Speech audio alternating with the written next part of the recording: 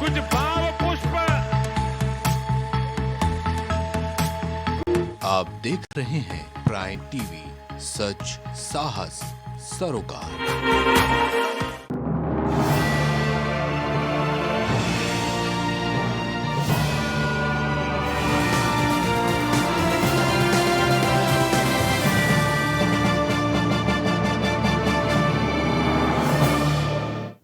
नमस्कार, मैं हूं आपके साथ ईशा भार्गव। स्वागत है आपका प्राइम उत्तर प्रदेश में। तो रुक करते हैं उत्तर प्रदेश की बड़ी खबरों की ओर। तो लखनऊ की सड़कों पर बढ़ रही ट्रैफिक जाम की समस्या को लेकर डीएम सूर्यपाल गंगवार ने शहर के 11 मार्गों पर ई रिक्शा के संचालन पर पूरी तरह से रोक लगाने के आदेश जारी किए हैं। इस प्रतिबंध मार्गों पर अगर ई रिक्शा संचालित होती मिली तो इन्हें सीज करने के लिए आदेश जारी किए गए हैं। ट्रैफिक जाम से निजात दिलाने के लिए डीएम का आदेश तो काबिले तारीफ है। अगर ऐसा होता है तो कई मार्गों को जाम से मुक्ति मिल सकती है, लेकिन बड़ा सवाल ये है कि शहर में बैलगाम दौड़ते इन ई रिक्शा पर लगाम नहीं लग पा रही है और ई रिक्शा चालक डीएम के घर के सामने ही धड़ल्ले से ई रिक्शा दौड़ा रहे हैं। शहर में कोई भी ऐसा रूट नहीं था जिस पर ई रिक्शा पर किसी तरह का कोई प्रतिबंध जैसा आदेश लागू हुआ नजर आया हो। सुनिए डीसीपी ट्रैफिक आशीष श्रीवास्तव ने इस प्रतिबंधित एरिया को लेकर क्या कुछ कहा। राजधानी लखनऊ में बढ़ रही ट्रैफिक व्यवस्था को लेकर एक सख्त कदम उठाए गए हैं।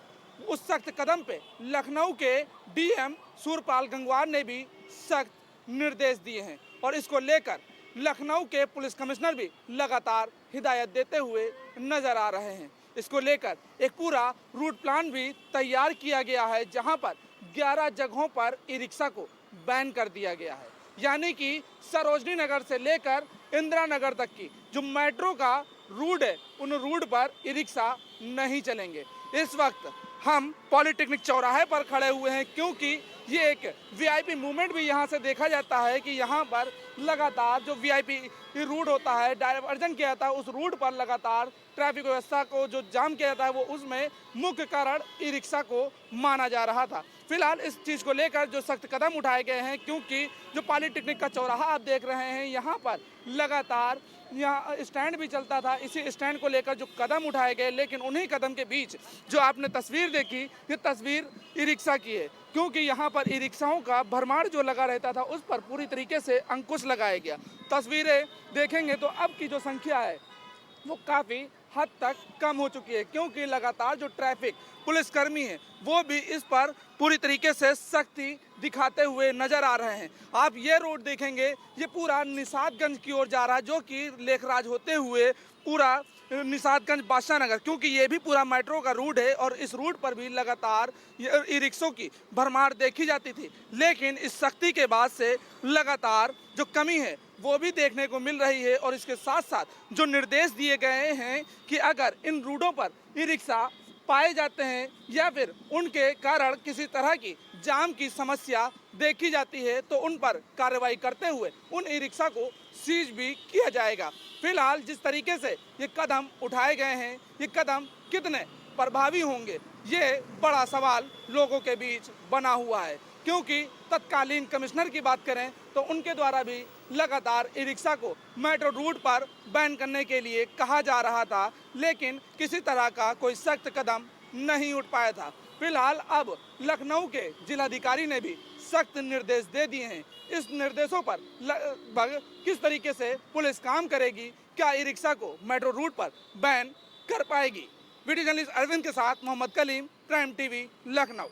राजधानी लखनऊ में लगातार ट्रैफिक की व्यवस्था वो ध्वस्त होती हुई नजर आ रही थी। इस मामले को लेकर एक बड़ी जिम्मेदारी डीसीपी ट्रैफिक को दी गई, जिसको लेकर ई रिक्शे बैन किए गए, क्योंकि जहां पर जो वीआईपी रूट होते हैं वहां पर भी लगातार ई रिक्शा धड़ल्ले से चल रहे हैं और उसके कारण लोगों को ट्रैफिक जाम की भी समस्या से जूझना पड़ रहा है। ज़्यादा बातचीत करने के लिए हमारे साथ डीसीपी ट्रैफिक आशीष श्रीवास्तव जी हैं। सर, जिस तरीके से ट्रैफिक व्यवस्था की एक बड़ी जिम्मेदारी है आपके पास, ई रिक्शा बैन किए गए हैं, वीआईपी रूट होते हैं, 11 रूटों पर बैन किया गया, तो इसको लेकर के किस तरीके से आपकी कार्रवाई रहेगी, किस तरीके का पूरा निर्देश है? पहले तो मैं ये चीज़ क्लियर कर देना चाहता हूँ, ई रिक्शा बैन नहीं किए गए हैं। पहले ई रिक्शा के बारे में आपको जानना आवश्यक है कि ई रिक्शा को रूट परमिट नहीं मिलता है, उनका कोई रूट डिसाइडेड नहीं होता है। वो कहीं पर भी लास्ट माइल कनेक्टिविटी के लिए कहीं से कहीं भी चल सकते हैं। तो चूँकि बहुत अधिक संख्या में लखनऊ कमिश्नरेट में ई रिक्शा की संख्या बढ़ गई है, तो इस संबंध में हम लोगों ने संबंधित विभाग को लिखा है कि फर्दर नए रजिस्ट्रेशन ना हो, और हों तो बिना पुलिस के सहमति के ना हो। साथ ही जो ई रिक्शा ऑलरेडी जिनको रजिस्टर कर लिया गया है, इनको परमिट दिया जाए और इनको रूट प्लान हो कि ये किस दिशा में, किस डायरेक्शन में, कहाँ से कहाँ तक चलेंगे, ताकि एक रूट पे अधिक से ज़्यादा अधिक संख्या में ई रिक्शा ना रहें। साथ ही जहाँ जहाँ भी मेट्रो चल रही हैं, जो कि मेट्रो भी लास्ट माइल कनेक्टिविटी के लिए है, तो मेट्रो के रूट पर ई रिक्शा को लखनऊ पुलिस कमिश्नरेट में बैन किया गया है। तो ये चीज़ इसलिए किया गया है ताकि ई रिक्शा का जो एक अनरेगुलेटेड ट्रैफिक है, जिसकी वजह से और ट्रैफिक भी अफेक्ट होता है, उसको रेगुलेट किया जा सके और जिसकी वजह से अन्य ट्रैफिक को आसानी हो। सर, जिस तरीके से वीआईपी एरिया यानी कि हजरतगंज का जो मेन एरिया है, जहाँ पर सीएम आवास भी है, विधानसभा भी है, यहाँ पर कई जगह पर लगा हुआ है प्रतिबंधित ई रिक्शा, लेकिन उसके बावजूद भी इन सब क्षेत्रों में ई रिक्शे पाए जाते हैं, उस पर कोई कार्रवाई नहीं होती दिखती, और लगातार आप भी देखते हैं ट्रैफिक व्यवस्था फंसी रहती है। उसको लेकर के क्या कुछ कार्रवाई है? जैसा कि आपने अभी बताया खुद ही कि ऐसे 11 रूट हैं जिनके ऊपर यहाँ लखनऊ पुलिस ने ई रिक्शा को बैन किया है। तो उन सब को जहाँ भी अगर ये गलत दिशा में इस तरीके से आते हैं, उन सब के खिलाफ़ कार्रवाई की जा रही है। ये भी प्रयास किया जाएगा, इसके लिए भी हमने आरटीओ को लिखा है कि इस तरह के जो रिपीटेड ऑफेंडर हैं, जिनको बार बार चालान करने के बाद भी वो बात नहीं मान रहे हैं, उनके ड्राइविंग लाइसेंस कैंसिल करने के, उनका रजिस्ट्रेशन कैंसिल करने की भी पावर पुलिस को मिले, या फिर आरटीओ अपने स्तर से इस संबंध में कार्रवाई करे, ताकि एक मैसेज जाए कि जो बार बार बात नहीं मानेगा और जो प्रतिबंधित मार्ग हैं वहाँ पर आने की कोशिश करेगा, तो उसके खिलाफ गंभीर कार्रवाई होगी। इस संबंध में हम लोग कार्रवाई कर रहे हैं। सर, देखा ये जा रहा रोडों पर कि जिनका रजिस्ट्रेशन खत्म हो चुका है, एकदम टूटे फूटे रिक्शा हो चुके हैं, लेकिन उस पर भी सवारियां लगातार भरते हुए लोग नजर आते हैं। पॉलिटेक्निक चौराहा देखा जाए, वहाँ पर पूरा स्टैंड भी चल रहा है ई रिक्शे का, लेकिन उसके बावजूद भी किसी तरह की कोई कार्रवाई नहीं होती, लगातार चैनलों के माध्यम से दिखाया भी जाता है, उसके बावजूद भी। ये आपने बहुत अच्छी बात कही, चूँकि रजिस्ट्रेशन जो है उसके लिए एक सेपरेट डिपार्टमेंट है जिसको आरटीओ कहते हैं। उसको उनकी भी जिम्मेदारी है कि वो इस तरह की चीज़ें देखें कि ऐसे वाहन जो सड़क पर चलने लायक नहीं हैं, चाहे वो ई रिक्शा हो, चाहे वो भारी वाहन हो, चाहे वो 4 व्हीलर हो, 2 व्हीलर हो, उनको सड़क से हटना चाहिए, ताकि प्रदूषण भी कम हो, और चूँकि उनके चलने की क्षमता नहीं रही है, जिसकी वजह से ट्रैफिक में भी परेशानी करते हैं। तो इस संबंध में भी हम लोगों ने आरटीओ और जो संबंधित परिवहन विभाग है उसको हम लोगों ने लिखा है, और बीच बीच में हम अपने स्तर से भी कार्रवाई करते हैं, लेकिन अन्य सभी लोगों का सहयोग इसमें अपेक्षित है। सर, क्या इस मामले को लेकर के जो इसके संचालक हैं, जो बेचते हैं रिक्शा, क्या उन लोगों के साथ भी बैठक होगी? उन लोगों को भी निर्देश दिए जाएंगे कि कितने रिक्शे बेचने हैं, क्या कुछ लिमिट है, या इस रूट पे अगर आपका रिक्शा जाता है तो आपके ऊपर कार्रवाई होगी? नहीं, इसमें चूँकि वो स्टेक होल्डर एक तरीके से नहीं है, इसमें स्टेक होल्डर हैं कि जो लोग ई रिक्शा खरीद रहे हैं और किस रूट पे वो चलना चाहिए। तो रादर कि वो जो भी ई रिक्शा लेगा, उसी समय जैसा और गाड़ियों में होता है कि जब आप गाड़ी का रजिस्ट्रेशन कराते हैं तभी आपको परमिट लेना पड़ता है कि ये कॉमर्शियल व्हीकल किस रूट पे चलेगा। तो एक बार अगर ये डिसीजन हो जाएगा कि किस रूट पे कौन से रिक्शा चलने हैं और उस रूट पे ऑलरेडी कितने ई रिक्शा चल रहे हैं, तो अब वर्तमान में नए ई रिक्शा को वहाँ पे चलने की अनुमति दे सकते हैं, लिमिट है या नहीं है। तो ऑलरेडी वो उस पर एक वो लिमिट, अपर लिमिट आ जाएगी, तो उसमें एक रोक लगेगी। सर, जैसे बड़ा एक सख्त कदम है, तो जो गरीब तबके के लोग देखे जाते हैं, ई रिक्शा ज़्यादातर उनके पास रहता है, तो उनको आपकी तरफ से क्या कुछ अपील है, क्या कुछ संदेश है जिससे वो इन कार्रवाइयों से बचें और अपना परिवार चला सकें? ये बात आपकी सही है, जो इसीलिए इसमें कार्रवाई अपेक्षित है, वो जो स्टेक होल्डर हैं उसमें वो ऑफकोर्स हैं।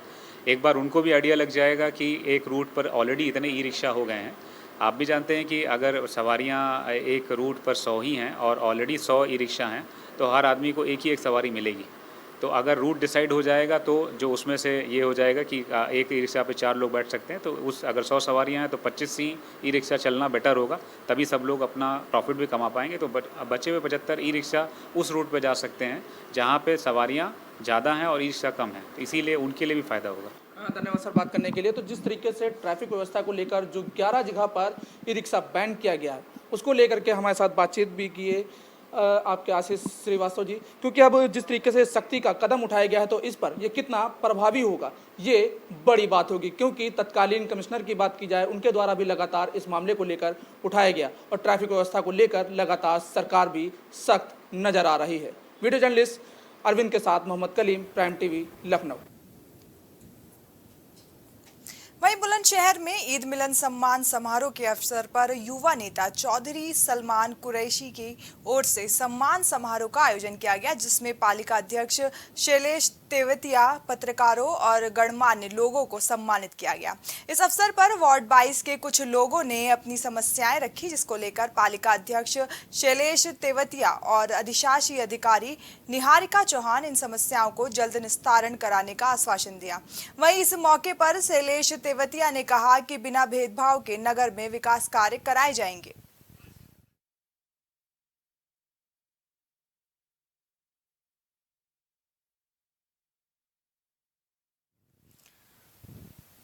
वहीं प्रयागराज में सावन के पवित्र महीने की शुरुआत होने जा रही है। वहीं हिंदू पंचांग के अनुसार इस बार सावन का महीना करीब दो महीने का होने वाला है। सावन मास की शुरुआत 4 जुलाई 2023 से होगी और 31 अगस्त 2023 तक रहेगी। यानी इस बार भक्तों को भगवान शिव की उपासना के लिए कुल 58 दिन मिलने वाले हैं। ऐसे में प्रयागराज का प्रसिद्ध और प्राचीन शिव मंदिर मनकामेश्वर मंदिर, जो लाखों लोगों की आस्था का केंद्र है, मनकामेश्वर मंदिर के प्रधान पुजारी श्रीधरानंद महाराज बताते हैं कि स्कंद पुराण और पद्म पुराण में कामेश्वर पीठ का वर्णन है। यह वही कामेश्वर धाम है जहां काम को भस्म करके भगवान शिव स्वयं यहां विराजमान हुए थे। मनकामेश्वर में शिव जी के पूजन अर्चन के लिए श्रद्धालुओं की अपार भीड़ भी जुटती है। अगली खबर कानपुर से है, जहां 12 ज्योतिर्लिंग के अलावा देश भर में शिव भगवान के कई प्राचीन मंदिर स्थित है। इन्हीं मंदिरों में से एक है कानपुर के परमठ में स्थित बाबा आनंदेश्वर महादेव मंदिर। इसे परमठ मंदिर के नाम से भी जाना जाता है। इस मंदिर को लेकर कहा जाता है कि यहां पर स्थित शिवलिंग की खोज एक आनंदी नाम की गाय ने की थी। श्रावण मास और महाशिवरात्रि पर महादेव का भव्य मंदिर देश भर में भक्तों की आस्था का प्रमुख केंद्र रहता है। हर जगह मंदिर परिसर में सुरक्षाकर्मी और पुलिसकर्मियों को तैनात किया गया है। साथ ही पोशाक को लेकर मंदिर प्रशासन ने अपील की है, साधारण वस्त्र पहनकर मंदिर में प्रवेश ना करें। सावन के सोमवार को लेकर के पूरी तरीके से अगर बात की जाए, जिला प्रशासन हो चाहे मंदिर का प्रशासन हो, पूरी तरीके से सक्रिय हो चुका है। और अगर बात की जाए तो जो सनातन धर्म की बात करते हैं, उसको लेकर कहीं ना कहीं श्रद्धालु हैं। इस जो 19 साल बाद जो विशेष जो शुभ मुहूर्त आया हुआ है, जिसमें 2 माह का सावन पड़ा हुआ है, उसको लेकर जो श्रद्धालु जो है, जो भक्तगण है, उनके जो खासा उत्साह देखने को मिल रहा है। वही मंदिर के प्रांगण के साफ महंत जी का साफ कहना है कि जो लोग भक्तगण हैं वो पूरी तरीके से अपने जो चाहे भगवान शिव को जो है, चाहे जल से, चाहे यज्ञ से, चाहे फूल से, किसी भी तरीके से अगर चाहे तो अगर जो पूरे 2 माह की जो पूजा है वो पूरी तरीके से कर सकते हैं और उसके बाद भगवान शिव को जो है वो खुश कर सकते हैं। और इसको लेकर कहीं ना कहीं अगर बात की जाए तो जो विशेष महायोग पड़ रहा है 19 साल बाद, उसको लेकर के कहीं ना कहीं जो है भक्तों से अपील की गई है कि जो खासकर जो महिलाएं हैं, उस सनातन धर्म को लेकर के जो है अपनी पोशाक को लेकर के पूरी तरीके से जो साधारण वस्त्र पहन करके मंदिर परिसर में आए। और अगर बात किया कानपुर जिला प्रशासन की या कानपुर कमिश्नरेट पुलिस की बात करी जाए तो पूरी तरीके से बात की है तो चप्पे चप्पे पे जो है कानपुर कमिश्नरेट जो है निगरानी रखा हुआ है। सीसीटीवी फुटेज और ड्रोन कैमरे की मदद से जो है जितने भी शिव मंदिर कानपुर बने हुए हैं, सबकी जो है नज़र, जो मॉनिटरिंग जो है ज्वाइंट कमिश्नर आनंद प्रकाश तिवारी जो स्वयं खुद करेंगे। और उसके बाद अगर जिला प्रशासन और मंदिर प्रशासन की बात करी है तो पूरी तरीके से जो है एंट्रेंस और एग्जिट और एंट्री की जो बात करते हैं वो पूरी तरीके से एक्टिव हो चुकी है पूरी टीम जो है, चाहे जिला अवस्था की टीम हो चाहे। और अगर बात की जाए कहीं ना कहीं कानपुर नगर निगम की, क्योंकि कागजों में केवल कानपुर स्मार्ट सिटी रह गया है। और अपने कैमरे से हिमाचल कैमरा को दिखाए किस तरीके से लेकर के ये जो गंदा पानी जो आ रहा है, ये जो इसका जो पूरी तरीके से आप देख रहे हैं कि कूड़ा कचरा पड़ा हुआ है, पूरी तरीके से ड्रम देख रहे हैं। पूरी तरीके से मंदिर प्रशासन जो है वो जो अभी तक जो है कानपुर नगर निगम टीम जो हो, चाहे महापौर हो, चाहे नगर आयुक्त हो, और या कानपुर नगर निगम की जो स्वास्थ्य विभाग की टीम होती है, वो मंदिर परिसर अभी नहीं आई है। अब महंत जी का साफ कहना है कि जो नगर निगम जो है उनकी बड़ी लापरवाही सामने आ रही है। Camera person Himachal Upendra Asthana, Kanpur. खबर झांसी से है, जहां ग्रामीणों ने उप जिलाधिकारी और पुलिस क्षेत्राधिकार मोट को लिखित शिकायत पत्र देते हुए बताया कि उन्होंने ग्राम में हो रहे भ्रष्टाचार की शिकायत उच्च अधिकारियों से की थी, जिस पर मुख्य विकास अधिकारी झांसी ने मामले को संज्ञान में लेकर टीम गठित की है। साथ ही भ्रष्टाचार की जांच कराने के आदेश भी दिए हैं, जिसके बाद ग्राम प्रधान बौखला गए और जिन ग्रामीणों ने भ्रष्टाचार की कहानी को उजागर करने के लिए शिकायत की थी, उनके खिलाफ ग्राम प्रधान ने झूठी शिकायत थाने में कर दी। इसके जिसके बाद ग्रामीणों ने जिलाधिकारी और वरिष्ठ पुलिस अधीक्षक को शिकायत पत्र देकर मामले में निष्पक्ष जांच कराए जाने की मांग की है। इस मौके पर सौरभ तिवारी, कैलाश किशोर तिवारी समेत कई ग्रामीणों ने न्याय के लिए अधिकारियों से गुहार लगाई है। कौशल किशोर तिवारी, ग्राम लाहौन, तहसील मोट, जिला झांसी। अच्छा, किस समस्या को लेकर आज आप इधर आए हैं? मैंने प्रधान की जब भी शिकायत की है तब ही उसने हमारे ऊपर हर्जन एक्ट का प्रार्थना पत्र दिया। पिछली बार भी दिया 26/5/2022 को, इस समय दिया 27/6/2023 को, क्योंकि मैंने जांच दी है। जांच में 2 अधिकारी नियुक्त किए गए हैं। जब 2 अधिकारी नियुक्त किए गए उसका आदेश हम लोगों को मिला, प्रधान को मिला, उससे बौखला गया वो। इस वजह से वो हमेशा हर्जन एक्ट लगाने की धमकी देता है, झूठी कार्रवाई करने की धमकी देता है, झूठे प्रार्थना पत्र देता है। काम कुछ किया नहीं गांव में। शौचालय जो बनाया है उसकी छत आज नहीं कल गिर जाएगी। मानक के अनुसार उसमें मटेरियल लगा नहीं है। 3 अंगुल की तो छत डली हुई है। ऐसे तो कार्यशैली है और इसकी दोष भावना से हमेशा झूठे प्रार्थना पत्र देता रहे। वहीं राजधानी लखनऊ में अमन श्रीवास्तव ने विश्व भर में भारत देश का परचम लहराते हुए इतिहास रच दिया। ब्रह्मांड में गूंजने वाली आवाज का भारत के 5 देशों ने खुलासा किया है। साथ ही भारत समेत दुनिया भर के वैज्ञानिकों ने इसकी पुष्टि की है। इसकी वजह गुरुत्वाकर्षण तरंग बताई जा रही है। वैज्ञानिकों ने कम आवृत्ति वाली गुरुत्वाकर्षण तरंगों के अस्तित्व का पहला सबूत दुनिया के सामने पेश किया है। गर्व की बात है कि भारतीय खगोलविदों ने इसमें बहुत महत्वपूर्ण भूमिका निभाई है। गैस के चलते अंतरिक्ष में साउंड वेव ट्रैवल करते हैं। इससे पहले भी नासा ने भी कहा था कि ये मानना गलत है कि अंतरिक्ष में कोई आवाज नहीं होती, क्योंकि आकाशगंगा खाली है जिससे साउंड वेव को ट्रैवल करने का कोई रास्ता नहीं मिलता। ये आवाज एक कंपन है।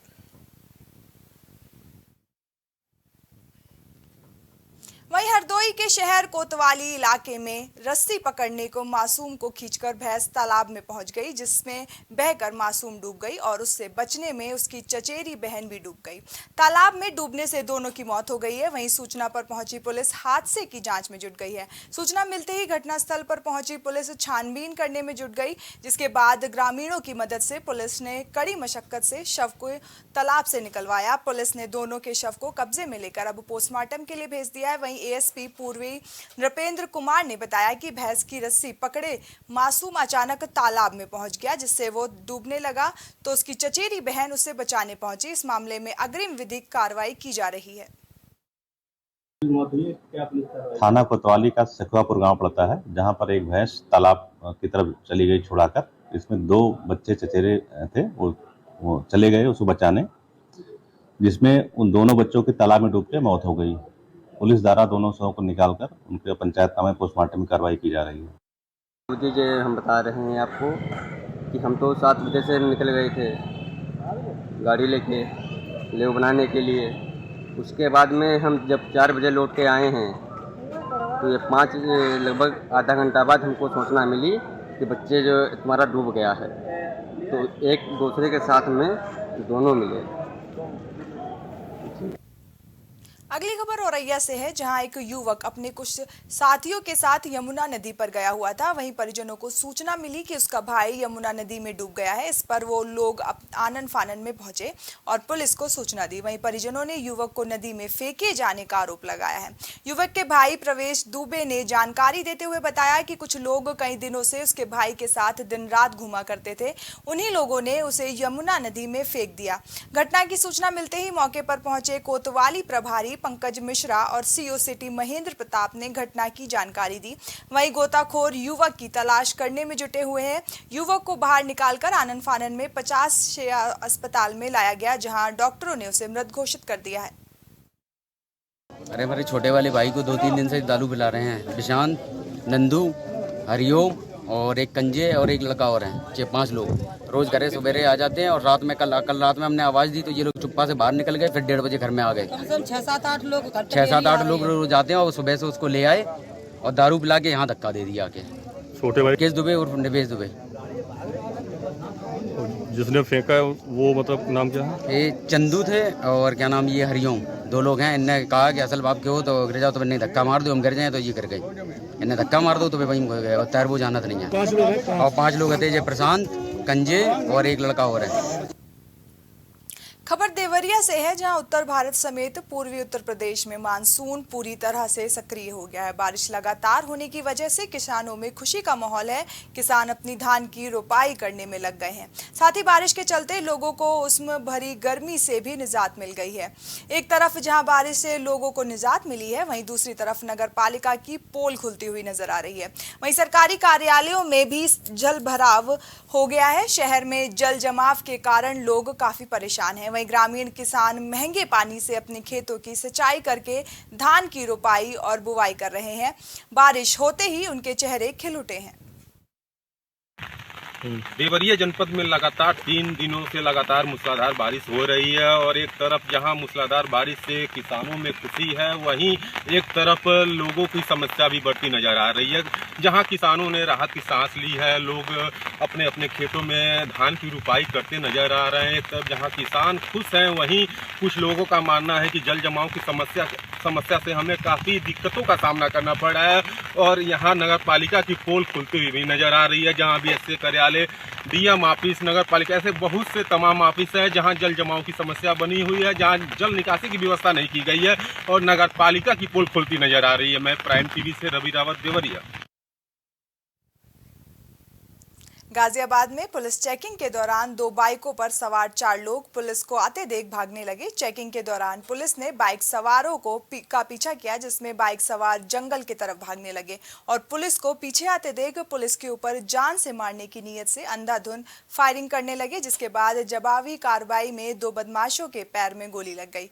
मौके से ताबड़तोड़ फायरिंग की गई। वहीं पकड़े गए बदमाशों से पुलिस की पूछताछ में पता चला कि इससे पहले दूध व्यापारी से 4 लाख रुपए की लूट की गई थी। लोनी क्षेत्र में आईसीडी के पास आज थाना लोनी और ग्रामीण स्वास्थ्य टीम द्वारा संयुक्त रूप से चेकिंग अभियान अपराधों की रोकथाम हेतु चलाया जा रहा था। उसी दौरान 2 बाइकों पर 4 सवार आते हुए दिखाई दिए। पुलिस टीम ने जब उनको रोकने का प्रयास किया तो वो अपनी मोटरसाइकिल मुड़ा करके जंगलों की तरफ काफ़ी तेज़ी से भागने लगे। पुलिस टीम द्वारा उनका पीछा किया गया और उनकी घेराबंदी का प्रयास किया गया। पुलिस टीम से अपने आप को घिरता हुआ देख करके पुलिस टीम पर लक्ष्य करके उन्होंने जान लेने की नीयत से फायरिंग कर दी। पुलिस टीम ने अपने आप को बचाते हुए आत्मरक्षा जवाबी फायरिंग की, जिसमें 2 बदमाश मौके पर घायल हुए। एक का नाम योगेश धामा है और दूसरा विक्की है। इसमें खबर अमेठी से है, जहां रामगंज कस्बे में बदमाशों ने व्यापारी के घर में घुसकर लूट की घटना को अंजाम दिया। लूट की घटना में कुल 6 बदमाश शामिल थे। बदमाशों ने व्यापारी के घर से सोने के जेवरात सहित लाखों की लूट की थी। बता दें, बदमाशों ने तमंचे के नोक पर घर में घुसकर लूट की वारदात को अंजाम दिया। वहीं स्वाट और सर्विलांस टीम ने डकैती और लूट की घटना का खुलासा किया है। साथ ही पुलिस ने 4 लुटेरे बदमाश को गिरफ्तार कर लिया है। बता दें कि बदमाशों के कब्जे से डकैती के जेवरात 1,75,000 रुपए नगद, 2 तमंचा और 2 जिंदा कारतूस समेत 315 बोर बरामद किया गया है।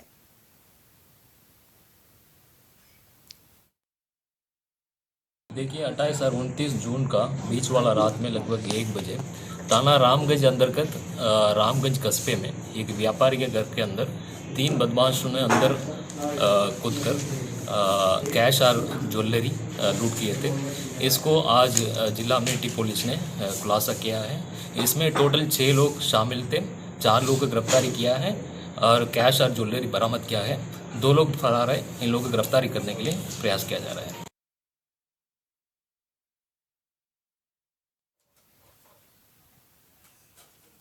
वहीं दूसरी तरफ गाजीपुर में जहां पुलिस ने डबल मर्डर मामले में हत्या आरोपी को गिरफ्तार किया है। पुलिस ने आरोपी को भावरकोल क्षेत्र से गिरफ्तार किया है। ये मामला मोहम्मदाबाद थाना क्षेत्र के बड़ईपुर गांव का है, जहां 28 जून की रात प्रधान पुत्र और उसके एक रिश्तेदार की चाकू मारकर हत्या कर दी गई थी। परिजनों ने डबल मर्डर के इस मामले में नामजद केस दर्ज कर लिया है। वहीं पुलिस ने मामले में आरोपी को गिरफ्तार कर लिया है। बताया जा रहा है कि आपसी रंजिश के चलते डबल मर्डर को अंजाम दिया गया था। बड़ईपुर थाना मोहम्मदाबाद क्षेत्र से एक सूचना प्राप्त हुई थी, जिसमें 2 नवयुवकों की चाकू मार के हत्या कर दी गई थी। इस पूरे प्रकरण में तत्काल सभी वरिष्ठ अधिकारी मौके पर पहुंचे थे। अभियोग मृतक के पिता के द्वारा पंजीकृत कराया गया था तथा उसने गांव के ही एक आदमी को नामित करते हुए कुछ अन्य व्यक्तियों के खिलाफ मुकदमा लिखाया था। पुलिस के लिए ये शुरू से ही एक मिस्ट्री बनी हुई थी, क्योंकि बहुत ज़्यादा जो मृतक के फादर हैं वो बता नहीं पा रहे थे। वो वर्तमान में उस गांव के प्रधान भी हैं। उत्तर प्रदेश की खबरों में फिलहाल के लिए बस इतना ही। देश और दुनिया की तमाम खबरों के लिए बने रहिए प्राइम टीवी के साथ। नमस्कार।